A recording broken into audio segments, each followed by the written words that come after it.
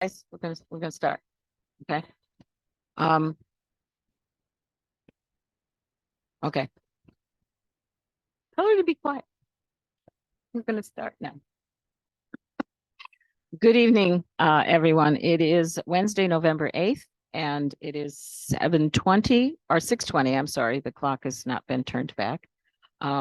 We will begin by taking attendance, beginning with Mr. Brunza. John Brunza, mayoral appointee. Ebony Hato, District 4. Randy Brown, District 3. Mary Ann Callahan, District 1. Michelle O'Loughlin, District 5. Marilyn Austin, District 6. This evening, we have presentations from human service agencies, so we will begin with Achieve. We will give you 5 minutes presentation time. We will have a quick 5-minute question and answer. And if your questions run over, please feel free to write them down, give them to Steve, and he will get the answers. And keep the microphone very close to you so we can hear you. Thank you, sir. Good evening. My name is Preston Evans. I am the Vice President of Development and Donor Relations with Achieve. We are an organization that provides supports and services to approximately 2,200 individuals with intellectual and developmental disabilities in Broome, Tioga, and Shenango County. And I'm here tonight to request funding through the CDBG funds to support our Children's Summer Program staffing. Our Children's Summer Program is our oldest program. It's the foundation of our organization. It is the pillar upon which we are essentially born. Our organization started with 10 families that were seeking educational opportunities for their disabled children. They put an ad in a newspaper, and that's how they got started. But this was at a time, it was in 1952, when the option for educating your children was really just to institutionalize them. And these families said, we're not doing that. So our Children's Summer Program was born out of this. It's our annual program, which operated every year minus 2020 when we had COVID and we're just incapable of doing it. But what the program does is it serves as kind of bridging the gap over the summer months. It's a 6-week program that starts right after in the week after 4th of July and runs through mid-August. And it's designed to slow down the summer slide. And the summer slide is a loss of learning that every student, regardless of ability, experiences each summer. For an average student, this is about a month's worth of learning that they lose in the summer months. But for students who are disabled or who are from low-income backgrounds, they lose significantly more knowledge from that year. So the summer program, it really uses it's designed for students with a disability as defined by the Office for People with Developmental Disabilities, who have an IEP or an individualized education plan or a 504 plan. And really it's learning through fun. It's kind of just tricking students into learning as they do activities like drama, cooking, music, physical activity, arts and crafts. There's a talent show every summer that kicks off that wraps up the whole thing. And we have legislative support. Our legislators always will come out to the carnival and participate that way. But really it's designed for students to just really make sure that they are maintaining their knowledge throughout the summer months. And because we are regulated by the Office for People with Developmental Disabilities, we are forced to hold a strict 3-to-1 student to counselor ratio. So this means that when we come to the city of Binghamton for these funds, our biggest cost for the program is staffing. It gets up close to $100,000 for staffing. So these funds always help drive down those costs. Just to kind of put that in perspective, this past summer, we had 21 students who were from the city of Binghamton, which would require, per the ratio, 7 staff members to go along with that. We don't pay minimum wage. We pay a competitive rate, so it's above minimum wage. We're looking at 2025, so we have to factor in inflation as well as continued wage compression and minimum wage going up. So that's why you'll see that this year we went for the minimal threshold of $20,000, which at 7 staff members would come out to about that. We have been expanding the program as well. We're exploring opportunities to have a more integrated program in the future by having family members who have a non-disabled sibling attend along with it. So we would fulfill an additional need in our community by opening up the program to students that don't have a disability. That's exploratory. We're also incorporating therapeutic respite into the program. And that's been something that was started this year with a little bit of changeover in some of our leadership for this program. And so again, the request is for staffing needs. It's again the biggest expense that we have. But one thing I just kind of wanted to do is I wanted to read a letter. This committee has been very, very, very generous through many years of supporting this program. And so I thought I'd read a letter from a parent whose children attend the program, just to show the impact that it's had and it continues to have. To whom it may concern, my name is Lindsay Holcomb, and I am writing you today to show my commitment, appreciation, and dedication to Achieve and their summer program. I have two children ages 8 and 7 who have attended summer program for the last several years. Each year during the summer, my boys look forward to the time they get to spend at Achieve with the wonderful summer program staff. The environment is engaging, enriching, friendly, and caring, which allows my boys to thrive. They always look forward to starting the day, a smile on their face when they come home. Summer program for a lot of kids, including my own, allow our children the opportunity to bridge the gap in learning that occurs during the summer. Finding a good summer program in our community that the boys qualify for is a challenge that Achieve has made possible. Learning is such a valuable portion of a young child's life as it can shape their future and the future of our country. Regression is a real concern in young children, but even more so in the special needs community. Every parent wants to do enough, say enough, engage enough, and teach enough. Summer program allows for learning to take place and helps maintain skills children have learned throughout the year. Children can interact with peers their own age while having fun, being safe while being supported by such outstanding staff and programming. Summer can be socially isolating for children.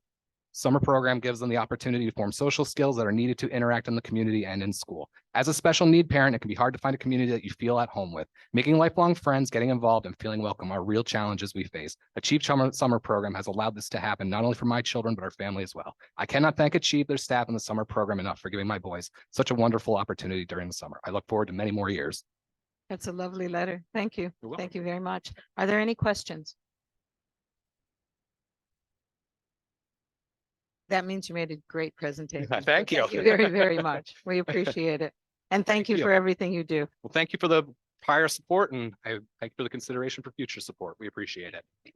Could you please send me a digital copy of the handout and I'll make sure the Yeah, other I have more CDAs copies I have like 6 more copies. Oh, if you'd yeah, like. that would be great, actually, if you could have those over.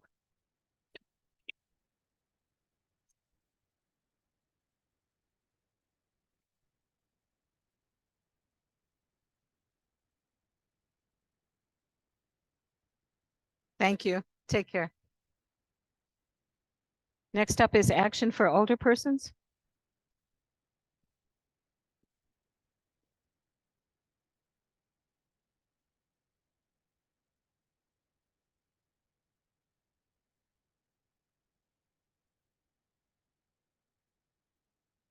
Hello. Yes.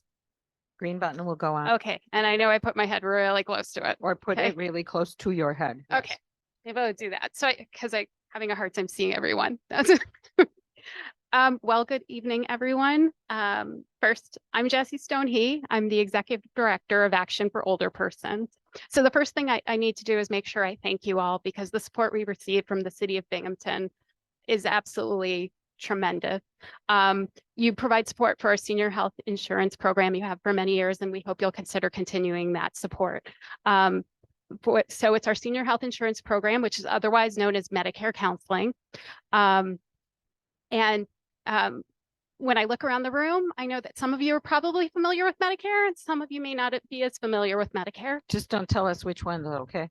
No, I won't. But for Thank those of you who are not as familiar with Medicare, it was created as a safety net program in the 1960s to ensure that all seniors, regardless of their income, would have affordable health insurance. At the time Medicare was created, almost half of seniors did not have health insurance. And simply put, getting older is expensive. Older adults spend a heck of a lot of money on healthcare, 4 times that of the general population. At the same time, they have lower incomes. Health insurance is, for many, one of the largest expenses they have. That's why enrolling in the right Medicare plan is so important. Before I joined AOP, I had no experience with Medicare. I never worried about it. I figured I would figure it out when I turned 65. And I couldn't imagine why it would be difficult for people when I'd hear something like my parents saying something about it. I didn't know what they were talking about. I just took for granted it was like employer health insurance. It is nothing like employer health insurance. Mhm. When I had an employer, there might be 3 healthcare options.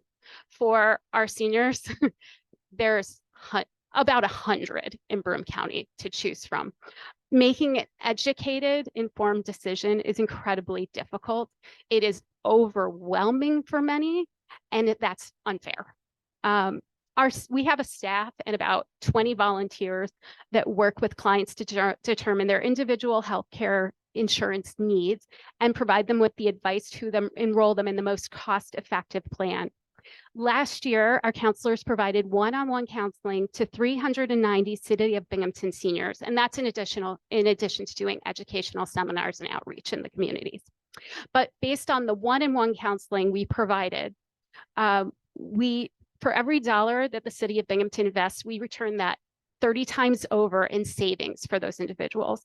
So in total, we saved City of Binghamton seniors over $500,000 last year in healthcare costs. This year, we're saving people even more money. And that's because last year, at the start of this year, there was an expansion of a financial assistance plan called the Medicare Savings Program. So for individuals who qualify for that, they can save up to $7,000 a year for that. So it's a program specifically for individuals who are low income. And even though it's Medicare, it's actually operated by Medicaid. So we have been very focused this year on getting as many people enrolled in that program as we can. And as I said, last year we saved people about $500,000. This year, at the end of October, we'd already saved them more than $500,000. And this is our busiest time of the year. We're currently in Medicare open enrollment. So we're going to be saving at least another $100,000, if not more. I wanted to share really, really quickly a little story just to kind of illustrate who the type of clients are that come to us. We had a lovely woman named Mary who came through a couple months ago, and Mary is in her mid-80s. She has some issues with dementia, but generally she's able to try to keep up on her health insurance, but she couldn't afford it. She realized one day she couldn't afford it, so she went to a salesperson. They enrolled her in a low-cost plan, but they didn't disenroll her from her other plans. So she eventually came to us kind of terrified. She couldn't afford to do anything. And when she met with one of our volunteers, they quickly figured out she was enrolled in 3 plans, not even the one. The salesperson should have caught that. They were able to get her, they got on the phone with her insurance plans, they got her disenrolled from the plans she shouldn't have been, got her enrolled into one that she could afford, and then they started the process of getting her enrolled in the Medicare Savings Program because she'd always qualified for it. This year, she will have saved $10,000 on her own in insurance costs. She's not a unique situation. It's very sad that she's not, but the support from this group is what allows someone like Mary to come and get the health insurance she needs and to get the health care she deserves. So thank you. No, thank you. Are there any questions? Ebony? Ebony, can you? Sorry about that. My first question is, where are some of the typical places that you do outreach? So we do outreach. A lot of our outreach is done through the senior centers. We also sent communications to everyone who gets services through Meals on Wheels. We also reach out to all of the area churches. And we also go to SEP housing. We attend all the senior picnics. And then we do put articles out in like the senior newsletters. Okay. And then my second question is, do you meet most of your people outside of the office, or do they come to your office? That's When they, I'm sorry, yeah, no, when they're that's having the actual counseling. I'm sorry, I'm not sure I understood your question because I'm going to answer it the way I think, Okay. but if I don't get it right. So we do most of our counseling in person, a mix of in-person and hybrid, but were you asking me where we meet them, how we find them? Nope, that was the first question. The second question was when they're actually Yeah. like, having the service. Yeah, Is so Most of the time at your office? it's a mix. It used to be all in person pre-COVID, and then post-COVID, it transitioned into a hybrid environment. We have more people that are finally feeling more comfortable coming in for in-person counseling, and we finally have volunteers willing to come in and do the counseling because our volunteers are peer counselors. Almost all of our volunteers receive Medicare themselves, so their concerns about being in a closed office space doing counseling was an ongoing concern, but we're seeing that kind of going back to the new reality of people being willing to come into the office to get counseling. So we're almost at half at this point. So my question stems from wanting to know about people who don't have access to broadband or don't have a smartphone.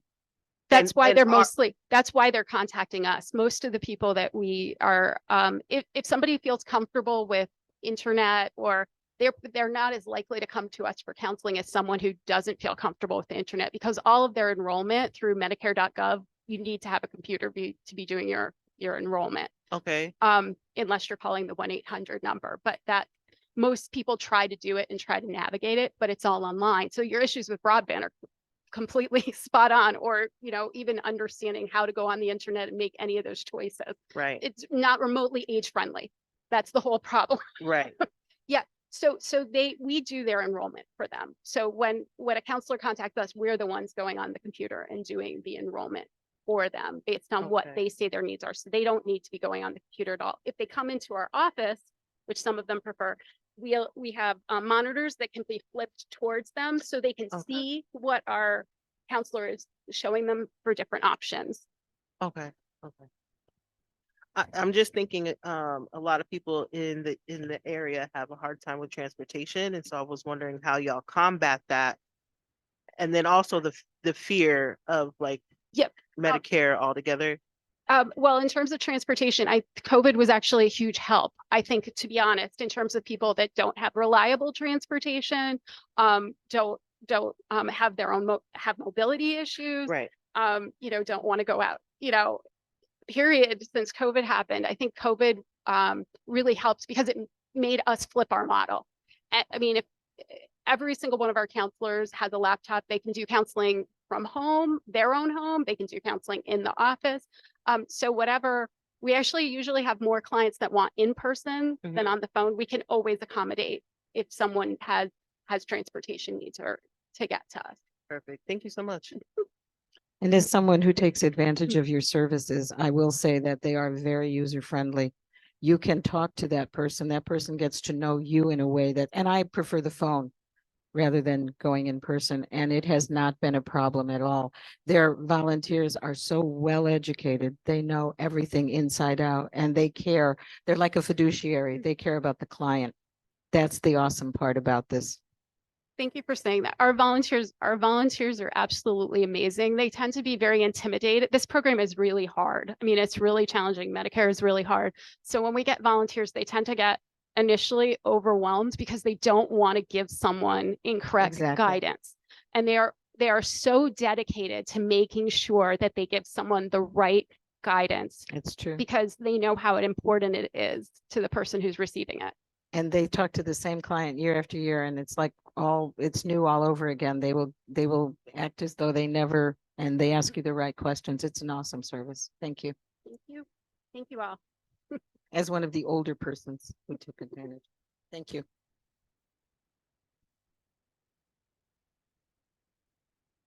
Next, we have Binghamton Adult Education.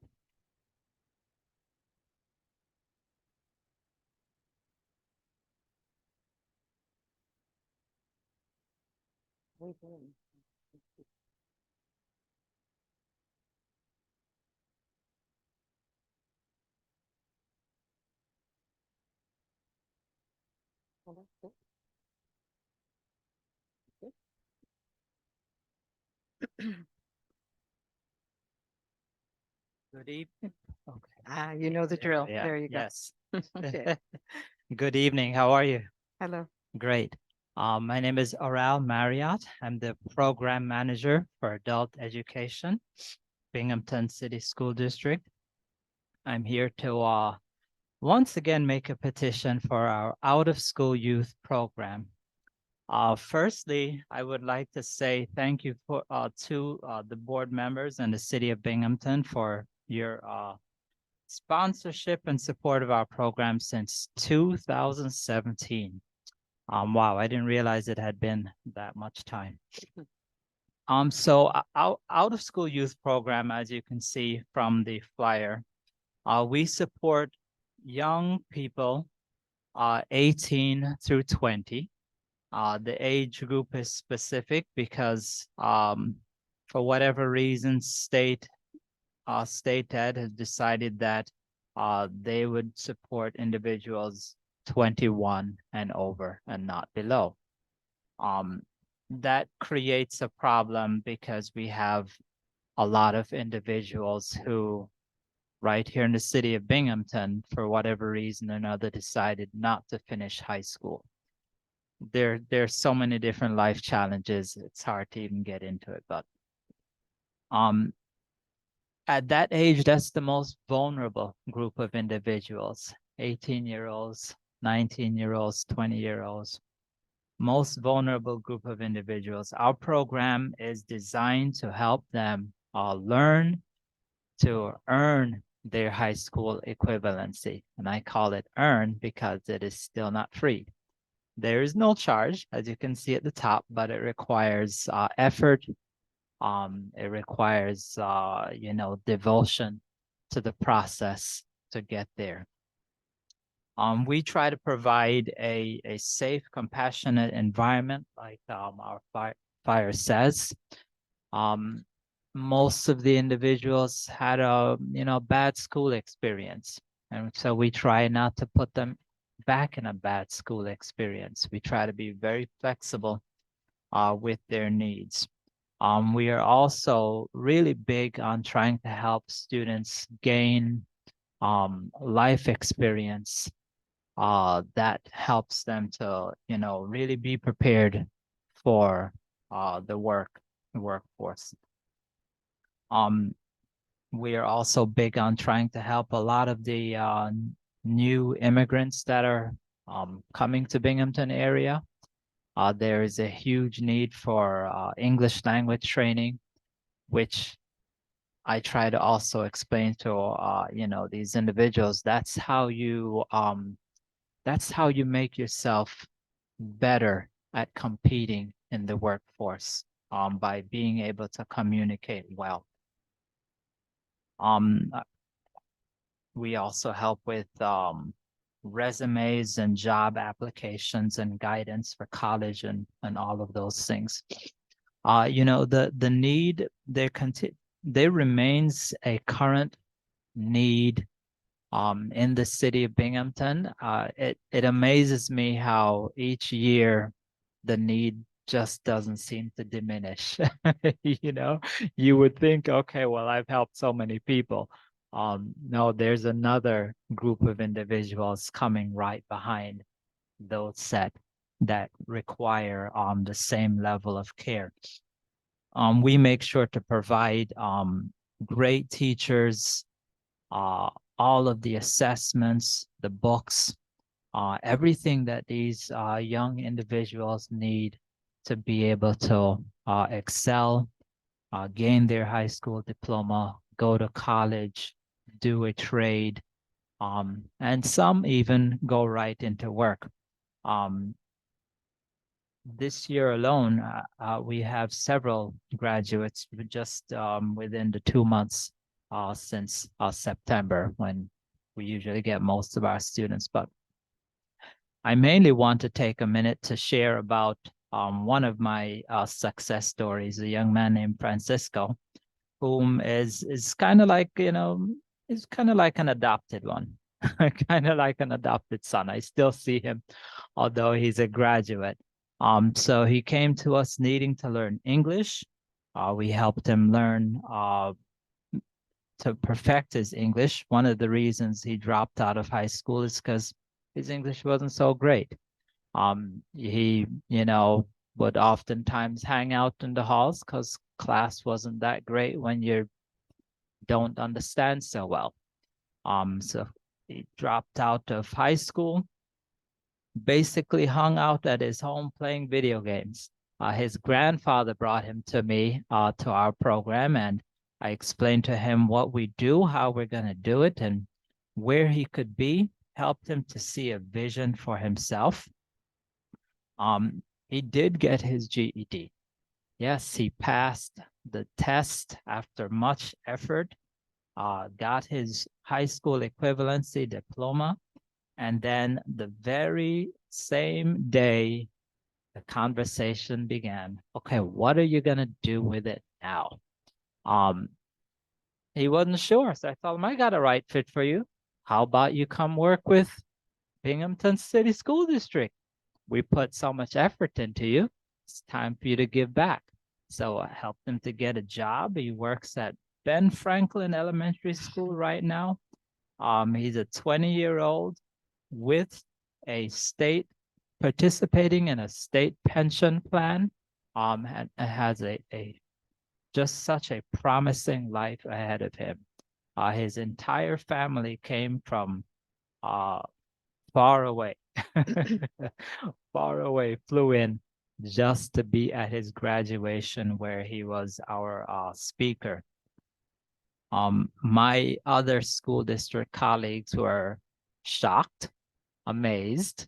Some of them knew him from high school and how much trouble he got into, to see that he was now our speaker and also one of their coworkers. And I think that is, just mind blowing to his family, to myself a little bit too, but mind blowing to his family. So much so that he talked his sister and his cousin to going back to school. And the best way to end is on a very positive note. So we thank you very much. Thank you. The time has expired, and I want to Right. give my colleagues a chance to Yes, ask any questions if they have any. Sure. Yes, good evening. I was wondering, John, could you put that closer? sure.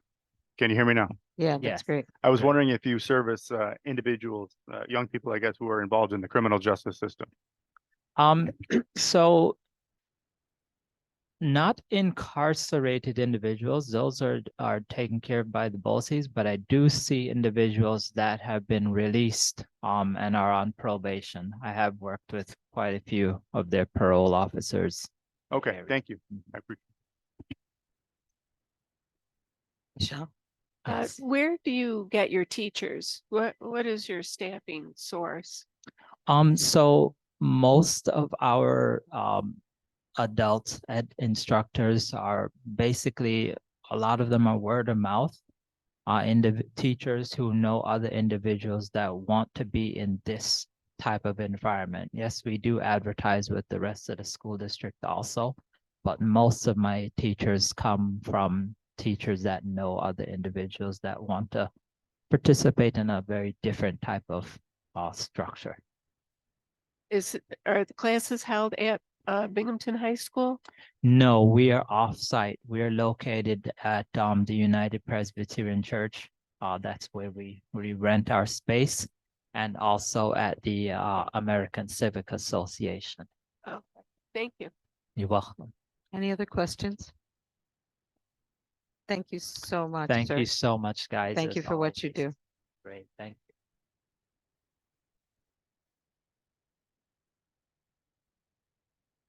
Next, we have the Boys and Girls Club.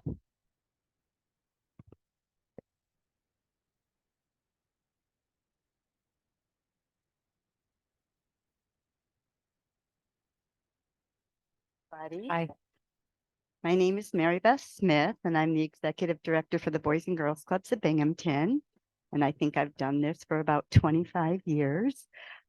That's to say that the city has funded our programs for a very long time, and we certainly do appreciate it. I think some of you have been to the Boys and Girls Club, and you know what we are all about. That has not changed in about 25 years, because kids will be kids, and no matter how old they are or where they come from, they still need a place like the Boys and Girls Club. And I'm very proud to be here to represent that. Our first program is the After Hours program. I'd like you just to think about teenagers coming to a Boys and Girls Club, and the program ending at about 6 o'clock on a Friday or a Saturday night. And then we have to wonder what's going to happen then. You know, we know that teenagers want to have fun, teenagers want to hang out. We also know that in today's world, that's not the safest thing for the kids to do, to be out on the streets. So that's where the After Hours program comes into play.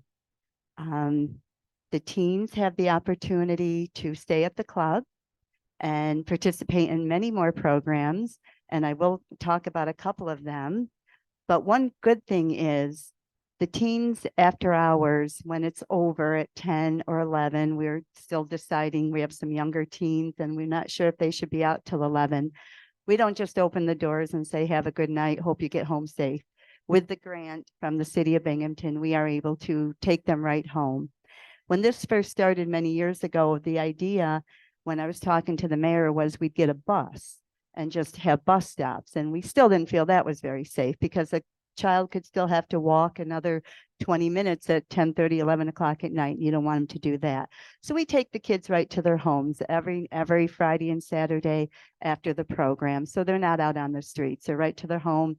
Staff watch to make sure they get in. But we give the teens a lot of different opportunities that they would not get in just a regular program. For example, we take them out to restaurants. Some of our teens have never been out to a buffet. We take them to the buffet and they're like, what do we do? This is so nice. We've been able to take them to a Yankees game because of this grant and because of another grant.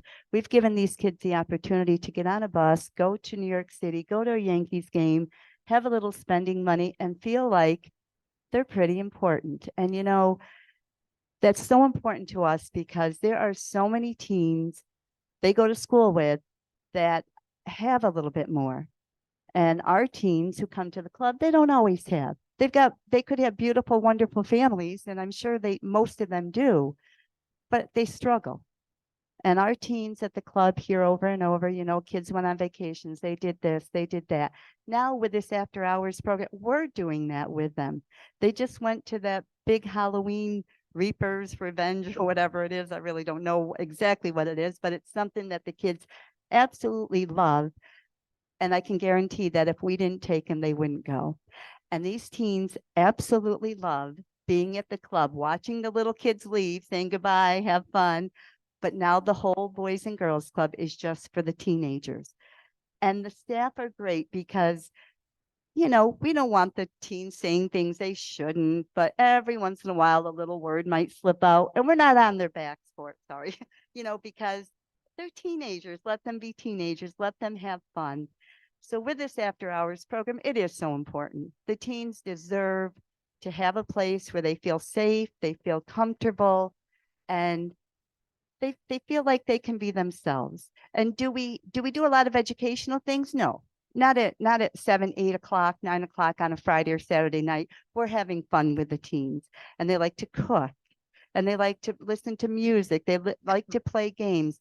All these things, we don't let these things go on every day during the school day because it's time for education and work at that time. But the after hours program is keeping them safe and letting them be in a place where they have fun.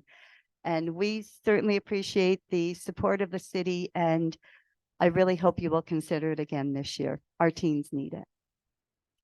Are there any questions about the after hours program? Yes, Randy. Oh, I'm sorry. Is it year round or is it like seasonal? Do you take a break? It's year round. It's year round. Yes. Yep. Okay, do you want to go on to the teen center? Yes.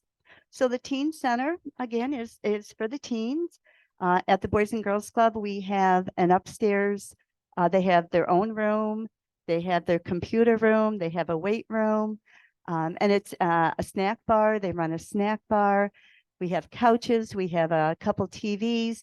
Again, we want the teen center to be where the kids want to be. We think about what some teenagers do. They go home from school. They sit on the couch, they watch TV, they have a snack. Well, that's where our teenagers are doing it. They're doing it at the Boys and Girls Club. And through the Teen Center, that is where we do our regular program during the day. That is where we do the educational. That's where they're doing their homework.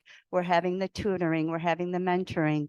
We also have a grant from the Boys and Girls Clubs of America, and we are able to hire 2 certified teachers who come into the club 3 times a week and work with the kids with their homework, tutoring, mentoring, whatever they need. So one of our main goals is to make sure our teens are doing well in school, make sure they're going to school, and make sure they're graduating on time. And if they're not at the club, we don't know if their homework is getting done. We don't know if they need extra help in math, if that is getting done. So that's where they're getting it done. And then we also think a lot about career development and career placement, and what are these kids going to be doing when they leave high school? Is it going to be college? Is it going to be a trade? So we do a lot of college prep programs with the kids. And we also, I mentioned the snack bar. This is where the kids run it. They do the inventory, they do the shopping, they do the pricing. And one nice thing or funny thing they said to us is, how do you know that we're not giving the food away? And we said, well, because we do inventory. So we taught them what inventory was. You start out with 10 ice cream cones, and if you only have 5 at the end, you hopefully have the money for it. So the one thing about that program is, if our kids are going to kind of mess up a little bit, or maybe do a little something, give somebody something or give them the wrong change, it's best to do it at the Boys and Girls Club at their first job. So they're not going out to like McDonald's or Walmart or whatever and kind of messing up a little bit, and not having somebody staff there to help them. So the teen center, again, is very important. Most of the kids in the teen center during the day stay for the after hours on Friday and Saturday. So they education, they get, job readiness programs. We have a computer center, weight room, the gym. So they get all the type of things to help them grow. And then they also get to be a part of the after hours program as well. And it's a place where our teens feel safe, they feel comfortable, and they have a lot of respect for the staff and for the club. So again, I hope you will consider funding that program once again. Any questions about the teen center? Hi. Hi. Quick, I, Oh, do you? Michelle, Oh, you I'm were- sorry. I'm sorry, Ebony. Oh, I'm sorry. Did you have a, Okay. yeah, I'm sorry. Yeah, just really quickly. So, how many staff do you have overall? And then how many staff are dedicated to teens? Okay, we have, for the whole organization, we have 6 full-time people. And then just for the main unit, because we also have programs in the school and camp, but I won't talk about those. In the main unit, I'd say there's about 12 staff. The teen center right now, they have 2 staff. We go by the 1 to 15 at that age group. That's what the state would say. And then we have the teachers that come in. So, and from time to time we have volunteers. We don't have as many volunteers as we had before COVID, but we still get VU students and other volunteers that do come in. Yep, you're welcome. Michelle? Do you usually run at full capacity, or is that, do you have your ups and downs? It's ups and down during, like right now during football season for the high school. It depends on what's going on at the high school, or if the weather is nice, maybe attendance might drop a little bit. But now as we're getting into the bad weather, they all come back. But we have quite a few kids every day. Yeah. But I will say that since COVID, I think teen numbers have been down in many programs, but they're coming back. And it's very important to make sure we have those programs so they have a program to come back to, to keep them off of on the streets and things like that. But yeah, we do pretty good. You're welcome. Hi, I'm sorry. I just came late. Oh. Quick question. Yeah. How many people do you service, like children? And then is it for everybody, or do you have to pay? Well, there is a membership fee of $65. That's for a year, but no child or teen is ever turned away. If they don't have the money to pay the $65, we don't turn them away. Okay. And we serve, we have, like today when I left there, I think there were 70 kids, 65 to 70 kids. It's a lot. Yeah. Good, that's good though. It's a lot. And some of them go upstairs to the teen center. And then we have programs in the school as well. But no child is ever, you have to be a certain age. You have to be 5 for the downstairs and in kindergarten, and you can go up to 18. And I'll even keep, if they're older than 18 and they're in school or they're in a job, because I don't feel, and my staff don't feel, some 18 and 19-year-olds are ready for the real world. Correct. So, yeah. So what we try and work with the group that we have. Awesome. Yeah. Thank you. I'm sorry. Yeah. Ebony, you have another? I'm sorry, I just have one more question. Sure. So the numbers that we have on Mhm. the application, is that cumulative, or do you see like actually 45 teens per week, or is that like, Oh, no, we could see, definitely would see 45 teens a week. okay, Sometimes, I mean, we could have, I would say normally we're at about 20 to 25 teens a day. Yeah, and then like right now, there's still football, things like that, that could get up even higher.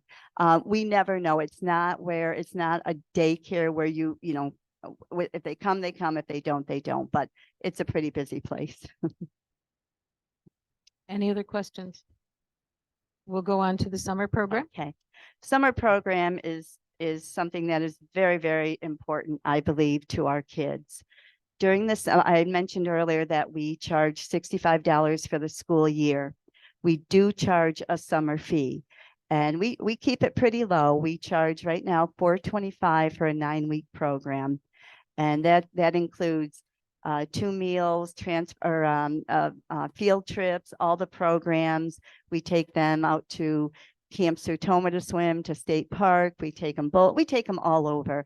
And the reason why this is so important is because some of the children who come all during the school year and live in our neighborhood, their families just simply cannot afford to pay that $425 for the 9 weeks for the summer.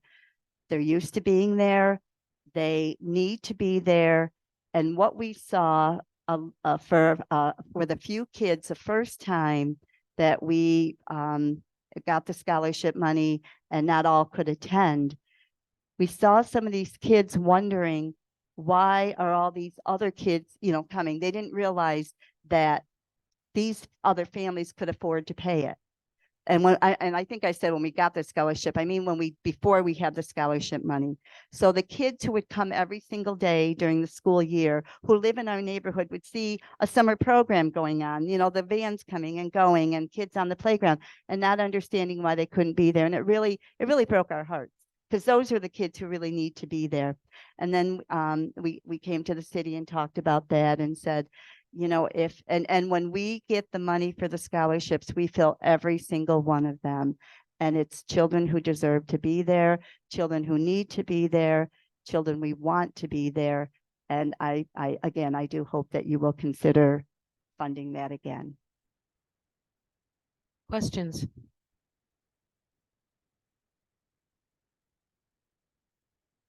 No, it doesn't look like it. Thank you so much for the presentation. Absolutely. Thank you so much for all you guys have done. We appreciate it. Thank you for what you do. Thank you. The Broome County Urban League.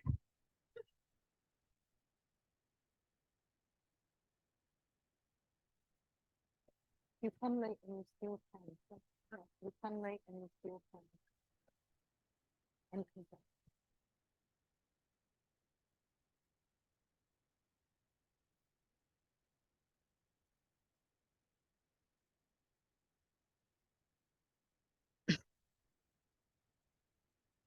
Hi. Hi. Am I gonna do after school and attain back to back? Yeah. Yeah, we'll give you 5 minutes for each program. Okay, And in between, we'll stop for questions, okay? okay, sounds good. Okay, well, my name's Jennifer Lexwell. Can you put right up against you? That's How's the only that? way they work. Good.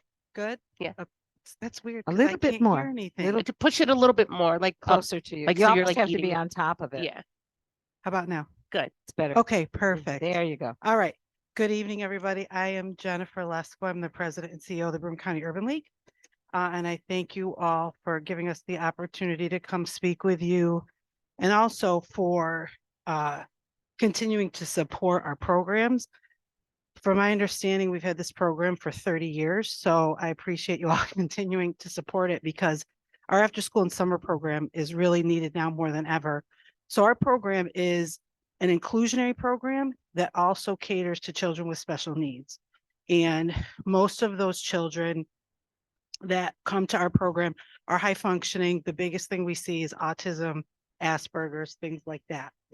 And we also cater to children who have not been able to, I guess I would say, fit into other programs Because what we want to do, we don't want to drop kids into a program and say, you have to do this, this, and this. We want to tailor the program to our children so we can make it successful. And we think that we're so successful because of the mentoring and the tutoring that we do, as well as we really offer very specialized one-on-one support to the children that have been identified by us or by the school district to us that need that additional mentoring, tutoring, and support. So for the past, I'd say at least decade, 80% or more of our children raise their grades every year. And we do that because we do get this report cards from the school. We've had a decrease in disciplinary reports. And we also think that has to do with the fact that we provide the one-on-one specialized service. And what we're doing now with our funding, this funding will allow us to have 12 more children, come for free. Because right now, we know that childcare is the hot button for a lot of Amen. folks. And we don't want that to be the reason why folks don't go back to work or go back to school. Or So- leave them home. Or, right. And I think too, because folks are working or not working, it doesn't mean their children shouldn't have the opportunity to have after school enrichment. Yes. So our program operates Monday through Friday during the school year from 2:45 to 6 p.m. And then we do a full day 7-week summer program in July and August. And we do field trips, we do civic engagement, we do volunteer projects, we do music appreciation. There's a whole list of programs that we do. Anybody could come to the summer program. If you all want to check it out, I recommend it because it's really, really fun. And the parents tell us that their kids are pooped by the end of the day, which is great because most of them fall asleep by the time they're done. But we really, really have watched this program grow, especially in the last 5 years. And we really want to continue growing our program. We have the opportunity now to open more sites throughout Binghamton so we can serve more kids. And after January 1st, we're going to have more sites, extended hours, and Saturdays. We're going to do a few Saturdays a month, and we will be hiring a driver, so we will be able to provide transportation. And we also serve them dinner and a snack. And sometimes if we have to, on Fridays, we will give the family some support so they can have food over the weekend. So we really hope that you continue to support this program, and we really appreciate, all you've done for the league. Any question, Michelle? What's the average age of these kids? Our average age for after school is most of our kids are 2nd through 5th grade. That's the biggest bulk of our kids. And then for the summer? The summer is, we have a lot of because we do up to 50 to 60 kids in the summer. So it's pretty split, but we do in the summer get a lot of older kids like our 10, 11, 12, 13. And we are in the summer, we're going to attach a sports component to it, like a youth sports component, and that's going to be open, to all ages. So we think that's going to grow. And so you're based out of Calvin Coolidge? Right now, our after school is at Calvin Coolidge, and we're looking to host our summer program there. But we're also going to have a summer program in Johnson City and Endicott, but this would fund the Binghamton kids. Thank you. Any other questions? Brandy? Okay, so the after school program is mostly 2nd and 5th grade, which is probably the kids that are in that school? No, we provide we have kids from the entire district because the district provides transportation to the site. And from it? Right now, we're providing transportation home, but we lost our driver. So we're looking for another driver to start providing transportation to home to families who need. Yes. Okay, so because I just have like a problem with like most of the after school programs being geared towards the younger kids. Are older kids welcome to come? Yeah, they are, but we have this program that we're asking for is a licensed SAC program, so it's 5 to 12 years old. We do have an older youth program, where we do have older kids attend, but this specific funding is for our licensed program. Okay, thank you. If there are no other questions, you can go on to the Attain program. Okay. So our Attain program, we have had a technology center since 2000. I came to the Urban League in 2006, and in 2008, we became an Attain lab. And we were really proud of that project, because when we first started talking about the project, we brought all the other entities in, like BOCES, Workforce New York, because the Attain Lab is really here to enhance and to partner with those organizations, so we can all have an end result, which is putting people back to work or getting people into school. And that's really what our goal is. The Attain Labs, in both of them together, serve about 800 people a year.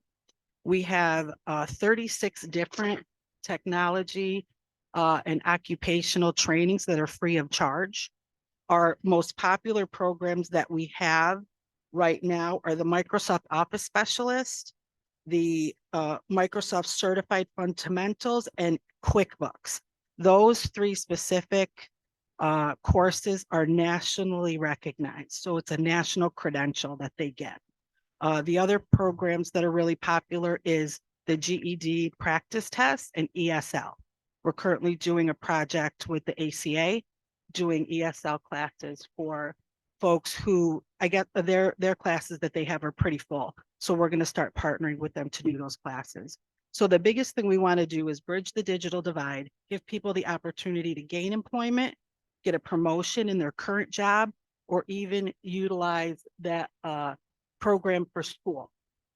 So we really have expanded our services also, because right now you don't have to come into the lab to do it. We offer distance or in person or a mixture of both. So we've really seen our student numbers increase because folks can, take the training from their own home. And one of the things we like to tell people is, hey, if you're looking for an additional support for employment, you can take the class from home on your own time, while you're working. And then we also, through our Attain Lab, we have partnerships with other employers. Like one of the things we did with our QuickBooks class is we reached out to tax prep agencies, because we wanted to make sure that before, we purchased the 15 vouchers and did the certification, I didn't want to say, hey, Steve, congratulations on your QuickBooks. Let me know how you made out. Like, to me, that's irresponsible. I should stand on the roof and throw money over the side. Like, that's irresponsible spending of taxpayer dollars. So we had tax prep agencies that hired 12 of our 15 students to work. So that's what we do. We really put our certification programs around employers in the area. And what we try to do is say, hey, we can do these trainings for free. So now you could save those training dollars and redirect them to someplace else in your business that needs it. So we're really proud of this program. And I know they're going to be adding 3 more certifications. It's kind of hush hush right now. I don't know what they are. I'm hoping it's coding, but they're kind of keeping it, quiet right now. But also we partner with the Chancellor's Office and the SUNY for All program. So folks that come into the lab and get a credentialed certification, they could apply to any community school free of charge, and we can help them do that. So we're super proud of that program, and we appreciate your continued support for it. Any questions? Ebony. I do have a question. Can you tell us a little bit more about the case management services that people get? Is that attached to people who It is. attend Attain? Yep, we have a part-time case manager, and we're getting ready to hire a full-time case manager. So what they do right now, we're getting back into the fold of, I'll give an example of the work experience program through DSS. So what we do is when folks come in, the case managers do an assessment on the individuals and look at, what are your strengths? What do you want to do? We have them develop their plan. Because if I say to you, oh, Ebony, you're going to get into childcare and you hate childcare, that's not, so we take them through that process to get them what they need. They do an employment portfolio. They get letters of recommendation. We provide interview close. We do mock interviews, and then we follow them for up to 12 months. In case they have issues with, any wraparound services, which we also do. We can help people with rent, mortgage, utility bills, food, transportation, things like that. So we want to make sure that they could stay employed and be successful and overcome those barriers. So we have case managers that participate in that. And we're looking for a full-time case manager right now. Any other questions? Jennifer, thank you very, Okay. very much. Thank you very much, everybody. Have a great evening. You too. Thank you. And our last presenter will be Catholic Charities.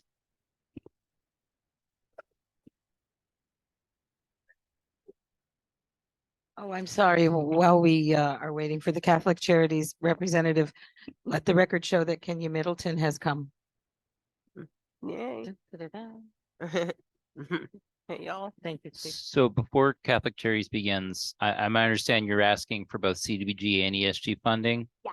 So you could bundle this into just one presentation, although there may be particular questions, or if you have any particular goals for the CDBG versus ESG portions of it. So I'll leave that to you. Okay, I think it's all generally the same. So I have one presentation. My name is Heather Oliniak and I'm the program manager Heather, for, we say this all the time. Can you put it very close so that we can all hear you? I felt like I was biting it. Yeah, I know, it's strange. Well, okay. So I'm the program manager with Catholic Charities Teen Transitional Living Program. So Catholic Charities Teen Transitional Living Program is dedicated to preventing and ending youth homelessness. For more than 27 years, TTLP has been the only program of its kind within a 60-mile radius of Broome County that serves runaway and homeless youth, specifically between the ages of 16 and 21. That's what kind of makes us unique. TTLP addresses the needs of homeless youth by providing safe, stable, and structured housing as a way of promoting sustainable living and personal growth. The program staff assists our residents to build skills necessary to connect to employment and educational opportunities. By involving residents in decision-making and personal goal setting, our program provides youth with opportunities to improve and develop their skills for self-sufficiency and independence. Our project is committed to helping youth rebuild their personal relationships and form permanent connections. We encourage youth to participate in opportunities in the community to do service projects as a way to give back for the support that they have received to become an active community member. One of the ones that we use the most is Ramp It Up. So just recently, we had 8 of our youth team together to build a ramp for a resident that could not leave their home. The social and emotional well-being of the youth in our program is our primary focus, and we strive towards creating more successful futures for themselves. TTLP provides intensive services, opportunities, and supports that promote positive youth development. Some of these services include educational and counseling in basic living skills, decision-making, peer and adult relations, social skills, coping and problem-solving skills, value clarification, nutrition, food preparation, housekeeping, money management, consumer education, recreational and leisure time planning, time management skills, transportation, educational vocational planning, parenting, goal planning, and housing and community awareness. TTLP staff are available 24/7 to all of the residents in the program. The residents may have one contact per day, but they may have multiple depending on what is going on in their lives, whether they're having an issue with school or medical appointments, whatever that may be, staff is there to assist them in whatever way possible.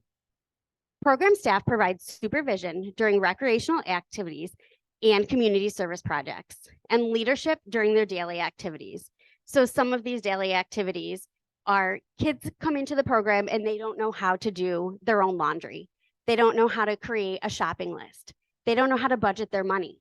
So when they go to the store, they're like, oh, I want this, this, this, this, and this.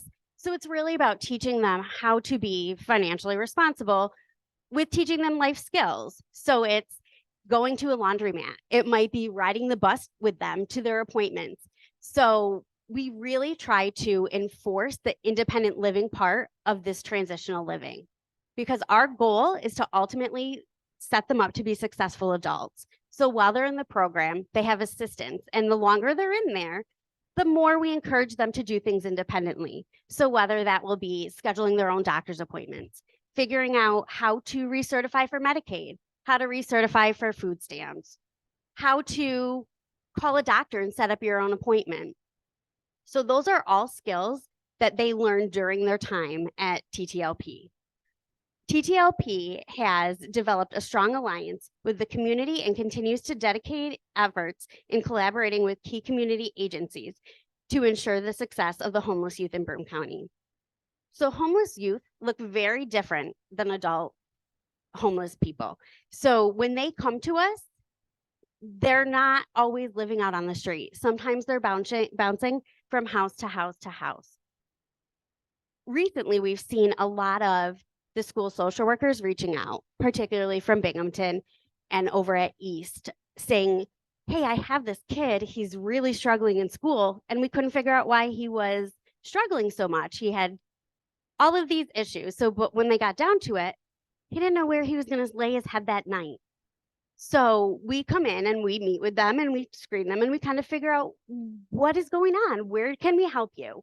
So it's really looking at that. If you don't know where you're going to lay your head at night, it's really hard to focus on anything else within your life to maintain anything. So usually when they come to us, there's a lot of needs. So it's really kind of breaking them down and showing them that somebody is there to support them through all of these concerns. So a couple of the achievements that we have that Catholic Charities of Broome County have with our youth is that every single youth served is connected to health insurance. They have a physical within their first 30 days. They have a dental exam, and if they need to be connected to additional services, we have those connections within the community. So some of them might need help doing academic stuff, setting up McKinney-Vento busing. It's all the things that you don't know until you need to know it. In 2023 to date, we've served 19 homeless youth. 11 of them have been housed in the city of Binghamton. Out of those 19 youth, 11 were in high school, 1 was attending college, and 4 were enrolled in vocational training programs. 3 of the youth that were in high school graduated and went on to either pipelines through employment and were employed full-time or saw other alternate education. 6 of the youth that were employed in our program also attended school at the same time. 10 youth were discharged. 100% were connected to a supportive adult and exited to safe housing. 1 moved into independent living. 5 reconnected with their family. 3 went to stay with a friend. And 1 was able to identify that they needed a higher level of care to meet their mental health. And we were able to connect them to that service and to ensure that there was a warm handoff and that they got the services that they needed.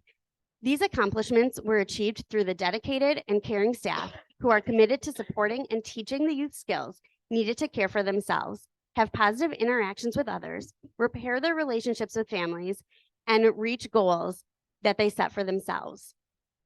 One of the youth that actually transitioned back into his home and is doing very, very well, he came into the program and neither him or his father wanted any sort of communication. They were like, we're totally done. So with the program and with staff, we were able to get him into mental health treatment. We did some family work and they were able to recognize that they were not in a place where they could come and be cohesive and it was not a safe environment. But through the work of the TTLP staff to get him reconnected back with his family, he's now being very successful and has reconnected with his family. And he's in aftercare, so we still keep connections with him and his family, and he is doing very well. So runaway and homeless youth are unique and the most vulnerable of special populations. We ask that you take this into consideration when making a recommendation to fund TTLP in support of the city's plan to eliminate homelessness. Thank you. Any questions? Ebony, go ahead. Go ahead. Thank you for taking my question. So I was listening to you speak and you said that you had guidance counselors that call you, and then you said particularly from East. So I was wondering, is that East Middle School or East Learning So Center? East Learning Center Okay, is who 'cause I was like, typically are is. you seeing houseless eighth graders? No, but we are Okay. seeing right point. now, we have an influx of younger homeless population. So we are the only program that does 16 to 18. So when they turn 18, there's other possibilities if they need like adult housing. But that 16 is, we're seeing an influx of 16-year-olds. Okay, and then my second question is, when you were going down your stats, you said discharge. Can you tell us what discharged means? Does that mean that they were not successful in the Nope, program? that means they were successful. So they were, when they've accomplished their goals or when they're at the point. So our program is designed for 18 months for them to be in the program and to teach them the skills, because it really is an overall learning program is what they're in there for, to learn how to become independent. So as they progress through the program, sometimes they know the skills, like they've been taught them and they've been really kind of self-sufficient, so they don't need that much time. But while they're in the program, we really encourage them to save their money so that when they do go out on their own, they have the funds to be able to get a security deposit, their first month's rent. Some of them have saved enough to buy a car. So while they're in the program, we also teach them, like, how do you get a driver's license? They're like, I don't know. Well, first you have to go get the book. So it's breaking it down into steps. And that's what their service plans really look like, are what do you need to do? Because if you have all of these words on this paper and they're used to seeing different kinds of treatment plans, we really break it down. It's in their words, like, what do you need to do? So that's, once they complete their goals and they've kind of been successful, and it's a conversation that we have with them, like, are you ready? Where are you going to go? So really, discharge planning starts at admission, when we look at where are you going to go? Is your hope to reconnect with your family? We were also able in the last year to find, we had an 18-year-old who had no family in this area. We were able to use some family finding skills and actually found her grandma lived in Florida. So we helped them build a relationship, and we did Zoom calls and we got them kind of connected. And that's where she ended up. And she's been down there for 9 months, and she's graduated from college. She got a job. She's actually doing nursing school right now. So she has become her own person, but with the support of that. And she calls us at least once a week just to check in to say, hey, thank you. Any other questions? Michelle? So you said you're getting more, the younger groups. So the 16-year-olds, would you say, so are they in school? Yes. They Yep. are in school. Mm-hmm. And we So- really encourage them to continue their attendance there. Okay. And it's typically in the Binghamton City School District. So some are, it really depends on where their initial homeschool district was. Sometimes they have really good connections to those school districts. So we use the McKinney-Vento liaisons to continue their education where they were at. So they may reside in our City of Binghamton apartment, but they might go to school in Maine Endwell. So it's really kind of figuring out where they were. I'd say about half are in Binghamton City's like district. But if they're not involved in school and they come to us and we need to get them involved in school placement, that's where they would go, is to Binghamton. Yes, yep. So typically, I mean, the school, we have really good relationships with the schools. So if a kid doesn't show up, they call us. The staff checks in pretty much every morning to make sure, hey, are you up? Are you ready to go to school? Is there anything you need? Are you good? They're kind of like their pseudo parents. And some kids are really good at going to school. Some struggle. But it's all about that open communication and figuring out, okay, what need are you trying to get met by not going to school? Because usually there's something underlying. Any other questions? Thank you very much. Thank We you. appreciate that. Have a great night. You too.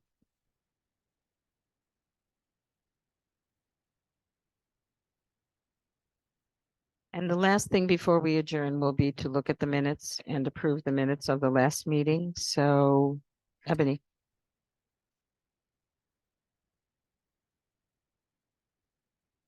Which cover sheet? Yes. Oh, the forms that we talked. I'm thinking you're talking about one of these cover sheets. I'm sorry. No, that's me, not you.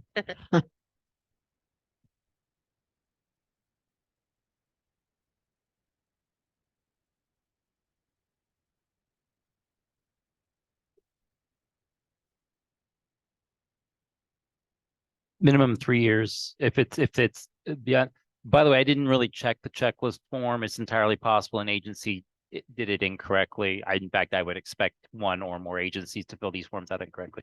But yeah, there's a minimum 3 years. And that's what we do in the application itself. It indicates if it's been longer than 3 years since you submitted this documentation, you need to resubmit it. And I don't typically send the documentation out. Some of it was bundled in with their digital application, so you may have gotten that. If anyone wants to look at any of that sort of additional documentation, let me know. I can send you a copy of what I have. So that's the articles of incorporation, the bylaws, yada yada. If anyone wants to check something, let me know. That's at this point it's a public document, so let me know if you want any of that. Yeah, I mean, I'm a little interested to see who the board of directors is currently. I mean, Okay. Which which agency? just because the pandemic has changed a lot of things, right? And people have come and gone, and so, Yeah, was it for Catholic Charities specifically? it was for the Urban League. Who else did we hear from today? And the Action for Older Persons, do they have a board? I don't know. if that's All of the them, county. they're nonprofits, so they all should Oh, have okay. boards. Yeah, I think we have a couple of religious groups. I think even they have some kind of board of some kind, but it may yeah, not be called a probably board of directors. trustees I'm or not sure. something. Okay, Yeah, just let me know. So you want Urban League and Action for Older Persons can I send you an boards? email? What? Can I send you an email about it? You can send me an email about it. Okay, Absolutely. thank you. And if anyone else wants anything, let me know. Just had an aside question. I should have asked her, why isn't the Urban League in the building that they had over there on, I think, Carroll Street? Oh, next Is to the that- park, Yeah, they moved out of there. or across the street from the park. Why aren't they there? I am not sure. I think I knew at one time. I don't remember if it was a size issue or it was an affordability issue or if it's a building issue. I believe the Y is going to take over that building. That's my understanding of it. Yeah, they sold. Do childcare at the Y. Yeah, the Urban League sold it. They're no longer the owners. It still says Urban League out. Oh, I yeah, saw yeah. that. I just drive by there all the time, but I know they're not there, so I wondered. The Y. So they sold it? I think the Y is moving there, like their daycare.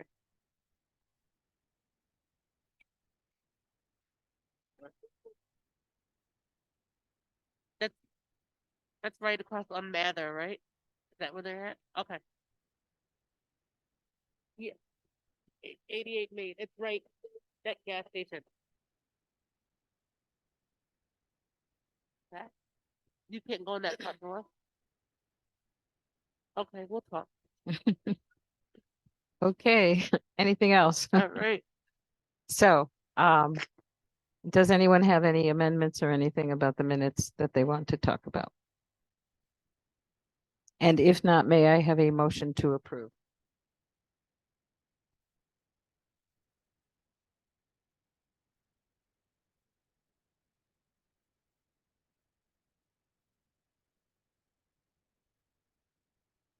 We have to approve the minutes, right? We have 'em. Oh, here it is. Yeah, here it is. Okay, I'll make a motion. Okay, We approve the minutes from do- the do we- meeting of October 25th. do we have a second? I'll second. And everyone in favor, say aye. Aye. Anyone opposed? One abstain because I wasn't here for it. Thank you. You know, it's so simple for me to just write you for unanimous. And now I got to add up everybody. Thanks. But we thank you for your precision, John, really, seriously. Pay no attention to the man over here. So with that, I think we can do our final attendance and then have a motion to adjourn. So beginning with John? John Brunza, mayoral appointee. Ebony Hato, 4th District. Brandy Brown, District 3. Kenya Middleton, Vice Chair, Mayor appointee. Mary Ann Callahan, First District. Carol Lachlan, 5th District. Marilyn Austin, 6th District. May I have a motion to adjourn? I will make a motion to adjourn. I second. Everyone in favor? Aye. Aye. No one Aye. opposed? Yes. Thank you, everyone.